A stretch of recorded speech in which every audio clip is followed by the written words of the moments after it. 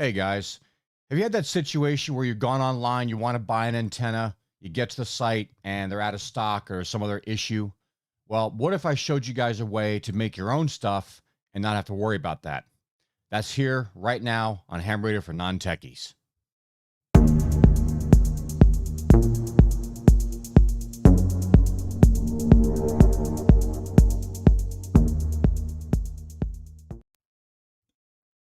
All right, guys, welcome back. So, like I said, we're talking about how to make your own antenna parts, and we've all heard of most of you've heard of or know about 3D printers. Okay, I've got two of them, and recently I've been trying to purchase antennas and other things that people, like the kits people have. You can build the little kit, bring it home, and build it and use it. Well, a lot of times they're out of stock on these things, so I decided that I was going to try and make an attempt to make my own items to build these things out. So I want to show you guys a couple things here today. And if you have a 3D printer, you probably know most of the stuff. If you don't, this might be new. Maybe no one's ever actually explained it to you before. But like we do in this channel, I try to explain things in a way that are going to be easy for you to understand and try to make it as easy as possible to mimic what I'm showing you on the shows here. So I guess without further ado, let's pop over to my desktop and let's get this thing started. Let me just get this all set up real quick. All right. So first of all, I want to go to my desktop. There we go. Okay. So the first place you might want to check out, and if you're not aware, again, a lot of people that are into 3D printing know this. Those of you who don't, probably don't. There's a place out there called Thingiverse.com. And Thingiverse is nothing but people who have created 3D models of anything you can possibly think of. I mean, almost anything you can think of. It's all free to download.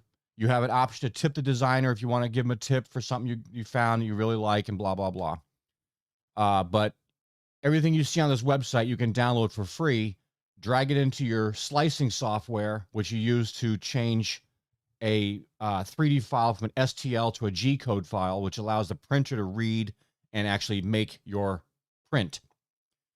So you can go on here and find all kinds of really cool things. So for our purposes, I'm just going to type in ham radio and see what comes up. So you'll find a whole bunch of little items on here you can use for ham radio. They got stuff for bow fangs. They got, just things for your car. There's all kinds of adapters. You can make your own CW keyer. Yeah, all kinds of little things to make stuff. They have little ARRL cookie cutters and things like that. But you can find some really cool stuff. And I suggest if you want to get into this, this would be a good resource for you to go to learn about 3D printing and learn about all the different things that are available out there. Now, they're not going to have everything. There's some things you're going to have to make. We're going to get to that shortly. But what I wanted to show you is, let me see, it might not be under ham radio. Sometimes they put under different, you have to look for other things. Like I'm looking for a wire winder, right? Because most of the time when you get an antenna, it's on a little X looking thing. You wrap your wire around it and you have all your parts, attached to it or screwed into it or zip tied, whatever. And you make your antennas out of that. So you can go on here and look up these things as well. And sometimes you can find like this one here. You could easily convert this into something you can make an antenna out of. Just a little end-fed half-wave antenna. You might have to modify it a little bit to make it do everything or find some way to get all the parts to stay on there. But for the most part, you could use this and build an antenna. So that's the main thing I wanted to show you, is that there is a place out there you can buy these things, or not buy these things. You can find these things and download them and print them. So what about 3D printers? Well, that goes down a rabbit hole that I don't want to get into the argument about it, guys. Everybody has their favorite printers. I don't really care. I had the two that I got. They work fine. They build everything I want to build with them. And they were relatively cheap. They've been reliable. I've had them for over 2 years now. Very little maintenance. Lubricate the screws every once in a while. Make sure you have everything cleaned out. Make sure your nozzles are clean, stuff like that. But everybody's got their favorites out there. The ones that I suggest, because the ones that I use, are from Micro Center, and you get them in other places, but Micro Center is going to be one of your best bets. You want to make sure you get the actual real deal, not some copy or knockoff. I use the Creality CR10S 3D printers, and I paid about $3.99 for mine. when they first came out, and now they're at $379 a pop. And you can find there's other places out there to carry. If you don't have a Micro Center in town where you live, you can go and find some place that has one and buy them, but you might pay a higher price for them. Micro Center has been very good to me. I've been buying all my computer parts there for over a decade, and it's just been reliable. So this is the printer that I use. It is 300 millimeters by 300 millimeters by 400 millimeters. And I mainly got them because I was printing up a bunch of Star Wars stuff. I was printing up Mandalorian helmets and all kinds of other little things. And I could do an entire helmet on that printer in one shot. It takes about 5 days. So for the stuff we're talking about printing, though, you'd be printing up those. It'd probably take about 8 to 10 hours, maybe to print, depending on the thickness and the size. You want to print, nice and solid. And I use there's different types of filament that they have out there. You have what's called PLA. You have PLA plus. You have PETG. You have I think something like this ABS plastic. You can print ABS, but each one requires certain conditions to work. The two most popular ones that I started out with were PLA and PLA plus. I ended up sticking with PLA plus because it gave me with these printers, it gave me the best prints, the most high quality, and it's relatively cheap, running about $19 per spool. And one spool will make you a lot of antennas. I mean, a lot. If you're building out helmets or any other things like that, of course, it takes a lot more. But they're relatively easy to get. They're cheaper to get into now. They're not like $3,000-$4,000 like they were a long time ago. And this thing's relatively easy to store. I'd find a place in your house away from air vents and stuff like that. You don't want cold air or hot air blowing on these things while you're printing. It can kind of screw things up and change the heat of the bed. You have a bed on this thing, which is right here, and it's like a glass bed that heats up that makes your prints stick to it while it's printing.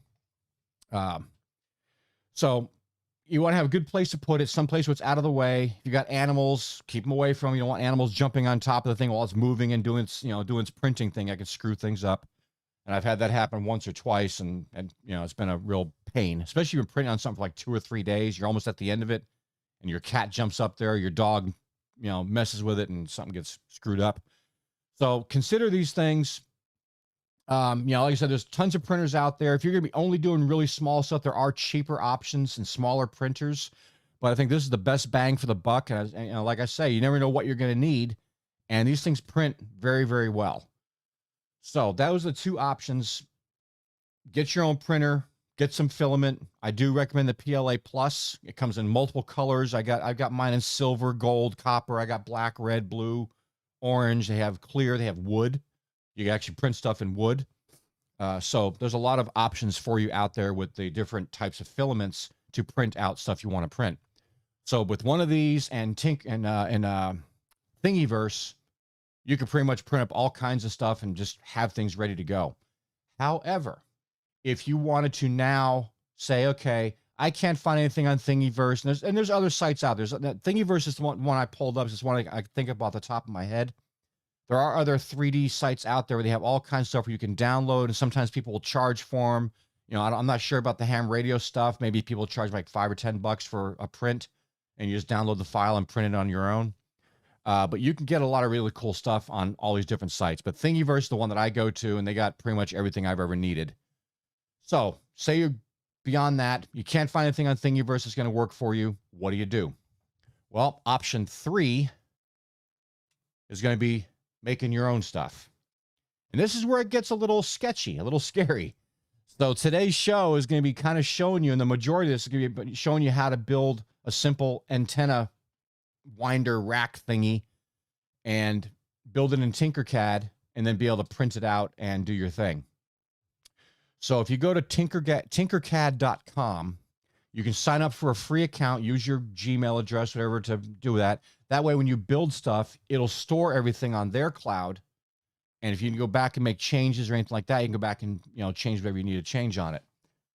So when you first get here, you'll be presented with this work plane. And using your mouse and keyboard will allow you to move things around, move your plane around, and kind of see where you are on the work plane. The first thing I have to do, though, is down here is edit this grid, because my width is 300 by 300. And I want to update the size of my grid. There we go. So I'll use my scroll wheel to scroll out or scroll in. I'll use the right mouse button to tilt and twist and turn. If you hold down Shift and the left mouse button, or no, Shift and the right mouse button, that allows you to actually move the plane up and down without actually twisting it on its axis. So we're going to keep it just like so. Now, the hardest part about this is going to be trying to figure out your shapes.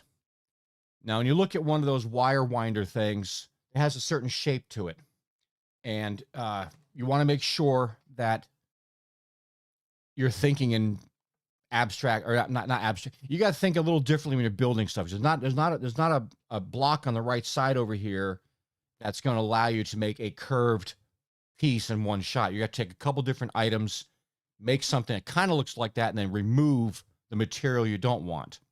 So the way I would do this, I would grab a cylinder and I'd put that right here in the center.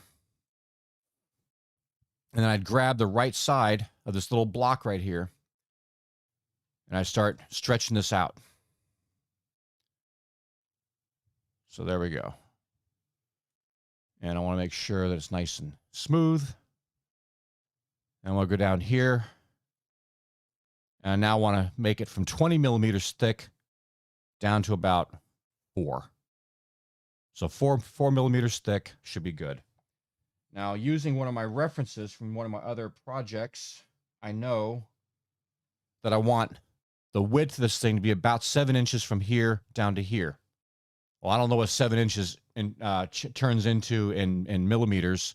So I'll go to Google. I'll type in to IN. And over here, I want 7 inches. So 7 comes out to 177.8 millimeters. So we'll go back over to here. We'll click on this. And now you have these little numbers. If you click on any of these squares, you get the width and the height, or the width and length of your object that's on the board. So I know I want this to be 177. And I'll hit enter. So that's now 177. 61, let's see what 61 ends up being here. We'll do 61 millimeters, 2.4 inches. That's about okay for now. We can always go back and change a couple things. So I've got the first one here. And you can move this thing around all you want. You can move it up and down and do all kinds of stuff. So now I want to make another one of these. So I think I'm going to, let's see, I think it's Control M. No. Control C, Control V. Okay, so the same keyboard commands you use in like Word or anything like that. Control C for copy, Control V for paste. Now I've got 2 of these identical pieces here. So I want to take these, I want to kind of move them where I think I kind of want them. And I might maybe bring this one in just a little bit. Maybe switch over here to this one, bring that in a little bit. So I know at this point, this doesn't look like much. We have 2 little ovals sitting in the middle. So here's where we start getting a little crazy with it. When you're sure you have it exactly, pretty much where you want it, you can actually take your mouse and hold down your left mouse button and select all these items. And up here, there's a thing called group. And what group does is it takes 2 objects and groups them together as one solid object. So here right now we have 2 items. If I click this, it's now one solid item. So you can see we now have one solid piece here. Okay, so with that being done, I now look at it again. Okay, I got to make this a little bit wider. So I'm going to make this a little bit wider here just for the purposes of this demonstration. And we'll make sure at 177. Oh, 179, whatever. It's good. So now I need to make other shapes to make it look like a wire winder. And wire winders generally up in this section here and down here, it'll come up and it'll bend around in a half circle or a rounded edge. So you have somewhere for your wire to wind and not get caught on things or get destroyed. So with that, I'd probably go down and let's see. Maybe I'll grab, well, you know what? I'm just going to grab another one of these. No, I don't want to do that. Now we'll get rid of that. All right. We're going to use this one. And now I'll take this plane down here. And I want to twist it around. So if you hover over these little double arrows right here, you'll see a little, like a clock or compass kind of thing. You can now grab this and move these items, well, if it works.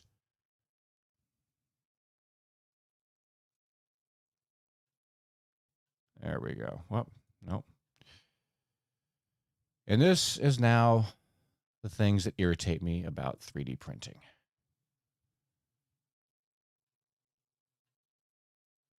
So I want that 90 degrees, perfect 90 degrees. Now I'll go back up.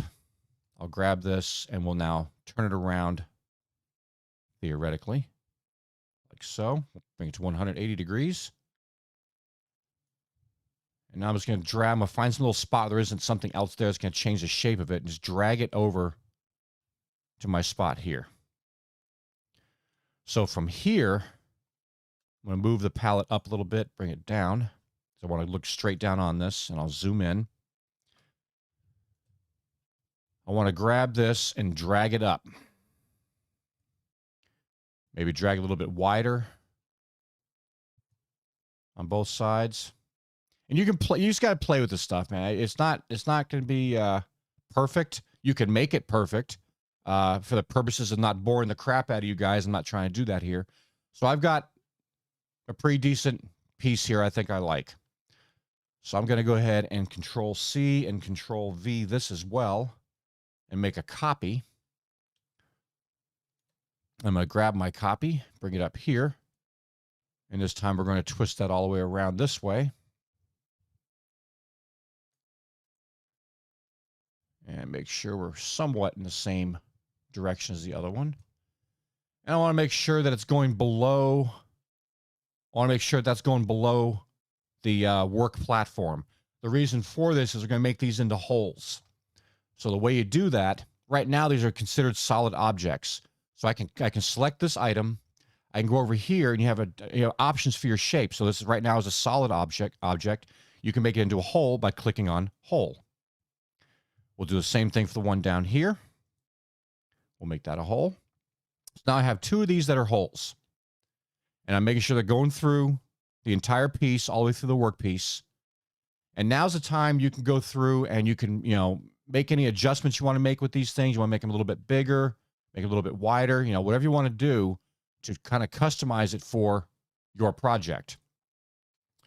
So with that being done, again, we will take our left mouse button and we'll select everything.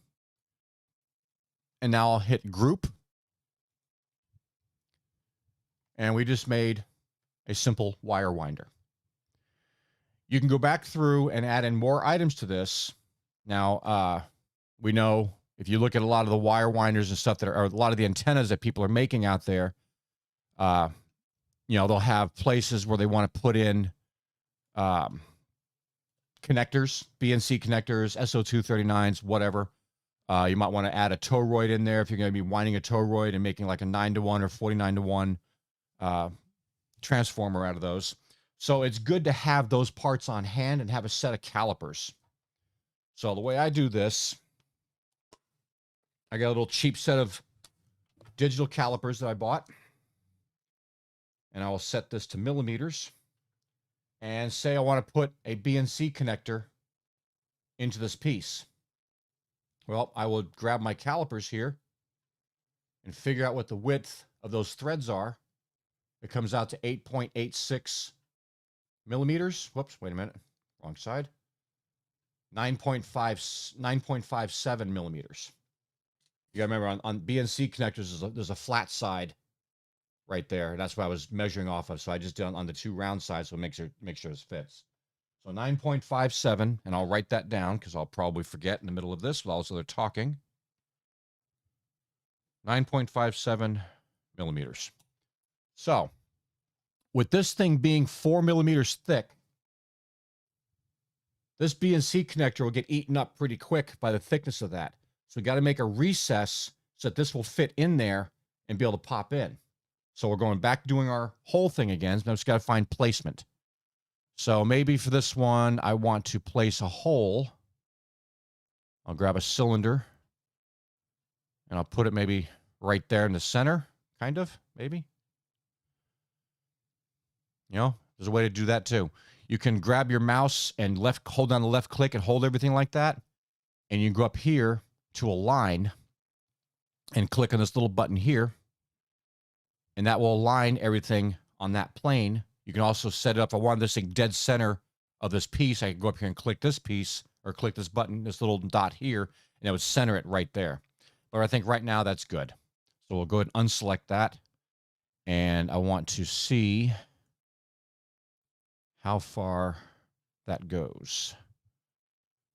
So I'm going to bring that up. I just screwed it all up. See? I make mistakes. All right, well, Control A, and we will center our little piece.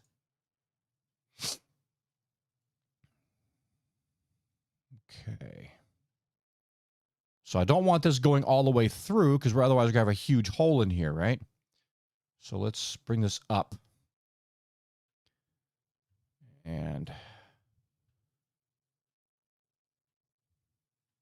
we'll go 1, 2. I'll go about 2. I'll leave 2 millimeters of thickness on the bottom of our plate here, and I want a 2 millimeter type hole in here. So now let's see how big that is. That's 20 by 20, so 20 millimeters. I know 19 millimeters is about 3/4, so 20. All right, so that'll work. That'll give us enough clearance for what we're trying to do. So with that being done, again, we'll hit Control A this time, which is select all, and we will say merge or group these items.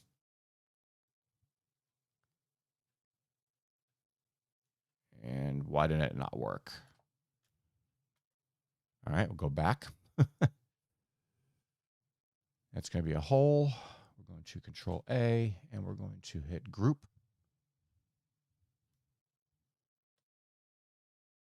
There we go. All right, so now you can see here we've created a recess.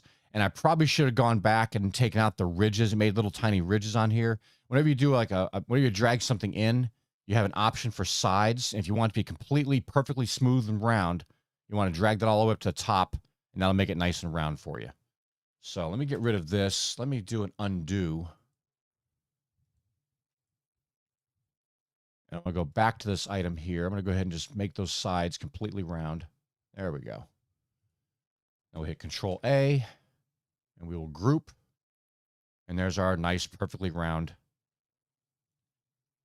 2 millimeter thick hole. All right, so the next part with this would be to make a hole for this to fit through in the center of that.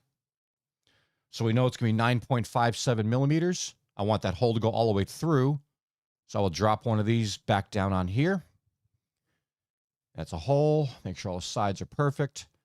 And we know this is 9.57. So I'm going to say 10 millimeter on that.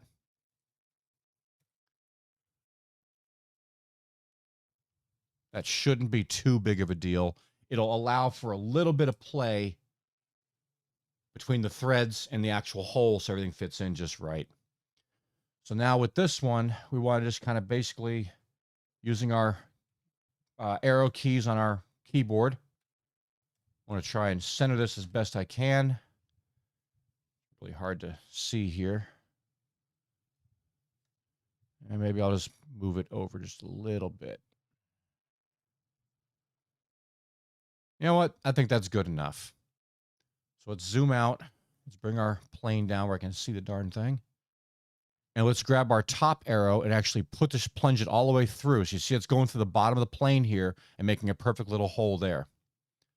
So with that being done, we'll hit Control A again, and we'll hit Group. And now we have our hole for our BNC connector. So that allows this to seat in. On the back side is where you put your screw or your nuts and washers and grounding tabs and everything else. But for the most part, that's ready to roll. Okay, so the next section, I'm going to want to have a way to hold this thing. So I'm going to grab another, actually I'm going to grab another hole here. So using this, grabbing our hole, and I'm going to drop this down. Now I want to stretch this out until it kind of looks the way I want it to look, to have a wire winder. We're going to go ahead and drag our sides up so it's nice and smooth. So if I was okay with that, and I guess I kind of am, we could just go with that right there and be done with this. I might want to bring this down just a little bit more. You know, just for the heck of it, we're going to hit Control A. We're going to center this thing right on that axis right there. That way it's perfectly centered. Yeah, I think that's good. So using that, we'll hit Control A one more time, select everything. We're going to group that and punch that hole. And there you go. You have a wire winder. So you can add more stuff onto these things. Like, again, say if you're going to do toroids, I'd probably recreate a toroid in here. So to do that, that way you can make your measurements. You grab your calipers, zero it out again. And I'm going to stick this thing in here and see what we got. 35.41. So watch this. We scroll down on the right side here and find our toroid. And what I say was at 35.41. So we'll grab that. We'll do, we'll say 36. Let's just do 36, keep it simple. There's my toroid. So now I can take my toroid over here and I can put it wherever I want. If I want to mount the toroid over here, or if I want to mount it over here, I can have this here as a reference. And let's bring it up like so. You can have that as a reference, kind of figure out where you want to place your toroid when you actually print these thing out and start using it. So if you want it over here, you know, say you want to pop it in, well, if you put it right there, though, it's going to be in the way of the wires. You put it, yeah, same down here. So maybe having it over here might be a better solution. Like so. So if you had it positioned like that, you could then go in and drop some little holes or drill some holes later on and put this thing with some zip ties, whatever, and then, you know, make your antenna. The other thing is we want to have a place for, let's see, we have this in here.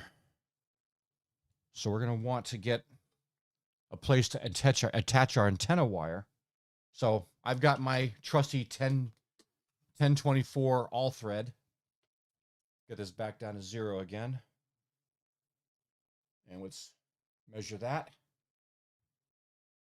3.86. So we'll grab another little hole from up top here. And let's see, let's drag this down so I can see what I'm doing. So I said 3.86, let's make it 3.95 by 3.95. Now I really got to zoom in because I got to start really messing with this thing here. So we're going to move our palette down. Let's grab this thing, get it up where we want it. If that looks good, we'll drive it through. And then we'll move our toroid out of the way here. I just want to select those two items and hit group. There we go. So you can see how I'm playing with this stuff. I didn't want to go through a whole tutorial on just how to build these how to build these things. Just giving you ideas on what you can do to, you know, alleviate the frustration of not finding things online, or you can't get a hold of a certain type of antenna you want to build and you want to build it out. They're not that hard to build. You know, like I said, with a couple few things here, and I'm sure there's other people that have been into Tinkercad or some other 3D software. They're gonna go, oh, this guy's making it much harder than it has to be. Look, this is not my career here. It's just something I'm doing as a hobby. You know, the ham radio stuff's becoming more of a career for me, but making stuff like this is just to keep me from being bored, gives me something to do, and allows me to bring out some new shows for you guys. By the way, if you guys are new here, I welcome you to the channel. This isn't something I normally do on my show or on the channel here. I normally try to bring you guys really good information about ham radios, or find really good deals on things, or interpret some of the technical stuff that's in the ham radio hobby and make it a little bit easier for you to understand. So if you like this stuff, please consider subscribing, and that'd be great. So anyway, back to our thing here. So we've got our winder, we've got our hole over here for our BNC connector.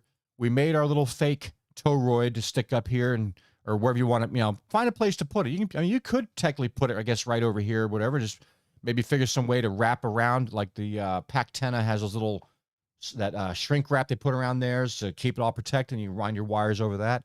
So you have other options. You have other, just, it's only limited by what you have up here.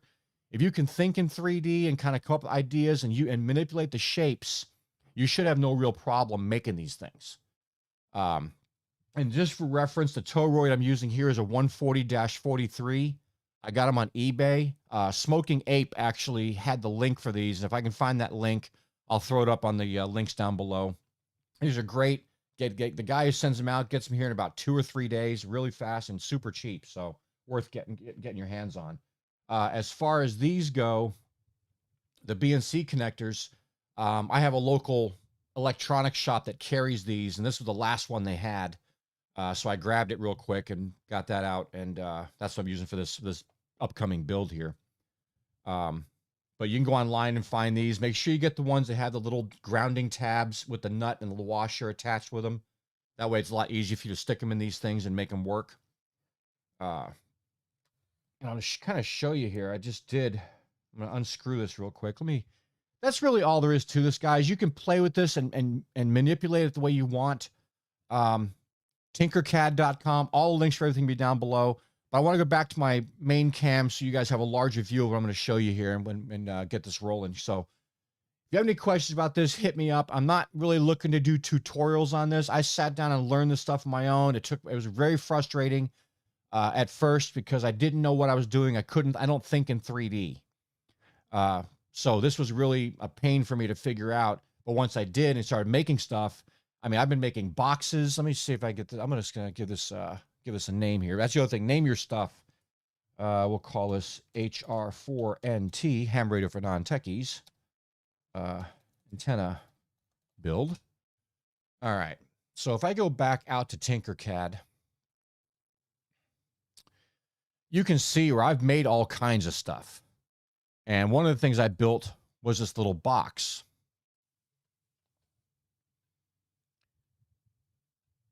And I made a little box, and I made it. I actually, when I made it way too thin. The walls of this are just way too thin and really flimsy. So if I was going to go back and remake this again, I'd probably make it a little bit thicker, maybe about 3 millimeters thick all the way around, top, bottom, sides, everything. But I was just playing with this, and I found a guy online who has a mold, a pre-made hole mold for doing SO239s. You can put right up in there, put your screws in, and put into a box, no problem. So if I can find those files again, I'll put those up. I'll put links to those down in my Google Drive, and you guys can download those things if you're really interested in doing this kind of stuff. But you can totally customize this too. Same thing. You make up a toroid. You got a place down here for your ground. You put your toroid and your wrap toroid in here, all your wires in here. The outside of here, you'd have your 10 by 24, whatever type all thread or screw to put your wires on, and just find a way to maybe put a hook up at the top here and hang this up in a tree and run a wire and boom, antenna. So there's a lot of things you can do. And like again, this was a challenge for me too. I mean, I did it, and I got to do it again because when I printed this out, it just came out really it was the size of the box were just really flexible, and it just wasn't worth it. You can make these nice and thick. You can figure out ways to waterproof them and make them work for you and build your own stuff. So with that, guys, that's the end of this tutorial part of this. So let's go back to my main cam and wrap this up. Okay, so what I wanted to show you is, like I said, we got the BNC connector here. And I'm going to take all these little parts off. Got the little washers and little grounding tab. So I made one of these. And I did exactly what I showed you guys. I made a little recessed hole and got that in there. So I can now take my BNC connector, and that fits in nice and snug. Drop in this, drop in my washer, and screw that all down. And there you go. That is all ready to go. So all I got to do now is wrap my toroid, and I set it up similar. There's another YouTube creator out there that makes these things. He's got some really good stuff. But I'm going to set that right there. I'll have my connection up here. The wire will wrap around. This will be my little end-fed half-wave antenna. So 3D printing is a lot of fun. Initially, it's got a little bit of expense to it. You're probably looking about $400 or $500 to get started with it. But once you're done with those expenses, it's just going out and getting the filament, going on Thingiverse or creating your own things or finding some other 3D places out there, downloading the files and printing them up. And it can save you a lot of time and hassle. You have the option with Tinkercad anyway. You've got the option to completely customize everything you want to use, everything you want to do. So you can customize everything to fit exactly what you need it to do and make it work. And, you know, I find it to be a lot of fun. It does have its frustrations. Absolutely. You're going to have times you're going to find stuff. You're going to be playing with Tinkercad. Something's not going to be working for you. You're not doing something right. And you're going to want to throw your whole computer out the window. That's fine. You'll get it. There's lots of tutorials on YouTube. Look up Tinkercad tutorial, Tinkercad 101 tutorial. There's lots of people out there that have all kinds of stuff. They'll show you the basics of doing things. I just wanted to do something in reference to ham radio that might help you guys out and show you that you can actually build some really cool stuff with minimal effort. Anyway, guys, if you like this video, please consider giving me a thumbs up. That lets YouTube know that my videos are cool and you guys like them and that they'll show them to more people out there. And as I said before, if you really like the channel and some of the stuff that I'm bringing to you guys, I really would ask you to subscribe and click on the little bell and be notified whenever I put out new videos. Until then, guys, I want to get this out there for you guys today. And I got to go do some editing and go run around. But until then, my name is Scott. My call sign is KI5MPL. This is Ham Radio for Non-Techies, and I am clear.